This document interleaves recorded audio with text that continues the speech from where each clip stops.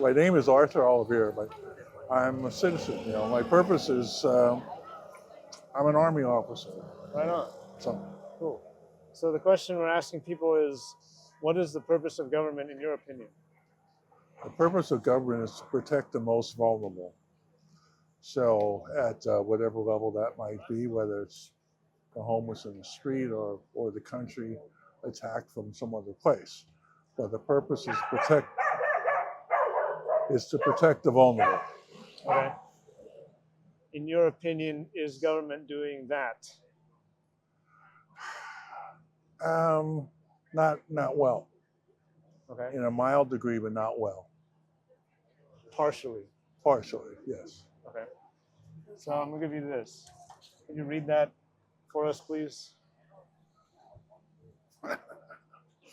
We, the people of the United States, in order to form a more perfect union, establish justice, ensure domestic tranquility, and provide for the common defense, promote general welfare, and secure the blessings of liberty to ourselves and our posterity, do ordain and establish this Constitution of the United States of America. You recognize where that's from? It's from the Constitution. Yeah. But of course, I would say to you, what the Army offers, what people that serve the government must say is, we must support and defend the Constitution against all enemies, foreign and domestic. That's what all uniformed military and probably Right. civilians say. Yes. What you just read there contains a purpose for our government. If you turn the page over, there's that laundry list of 6 items: form a more perfect union, establish justice, and so on. It would take me a while to go over this in detail, but let's see. So there's the purpose of the government, right? Purpose, statement, intent, right? So question is now, is government doing that? Well, as written, not yet. Okay. Why? Because, of course, there are several things in the Constitution that are not provided for. For example, women to vote, the citizens who are not white count, basically. The 3/5 Amendment and all that kind of stuff. So we are not yet, I'll say it differently, we're a work in progress. Okay, so not yet, but it's in progress. Right. Do you think we're like 20% of the way there, or 80%? Oh, it'd be hard for me to judge because, of course, I'm too emotionally involved. All right, right on. So ultimately, whose responsibility is it to make sure that our government does that, fulfills its purpose? Well, it's a responsibility of individual citizens and those who are elected, and they must be held accountable for those who deviate from purpose. Yeah. Okay. And that includes you? Of course. It includes me and her? Everyone. Okay, right on. That's all the questions I had. Do you have anything else you want to say, share, pitch, anything, whatever you want? No, I would say that, as I said before, rather than have people swear to basically the flag,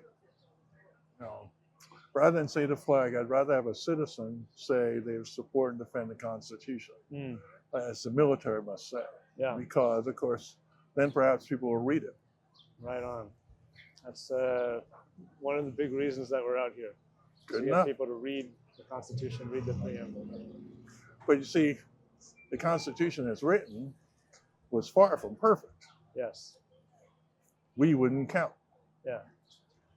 And we are citizens, but we wouldn't count. So I want to ask you, because the 3/5 is something that I've studied a lot, uh-huh. and the issue of slavery back there. I just want to ask you about, do you think the 3/5, do you think it should have been 5/5, or do you think it should have been 0/5? Well, you're asking me. Yeah. Of course, I think that every citizen should count. So therefore, black folks shouldn't be 60%. So it should have been 5/5. Right. You should. There should not be a how can I say an accommodation for the northern states and population for the southern states. Yeah. A citizen is a citizen. I think, in my opinion, it should be a 0/5. It should have been Zero? 0/5. I'll explain.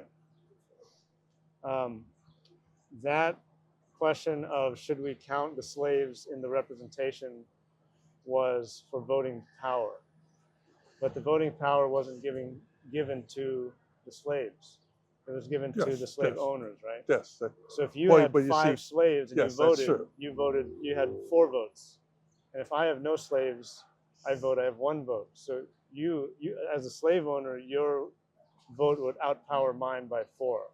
I think the greater concept was that each individual has a vote, Yeah, not just right. not the owner.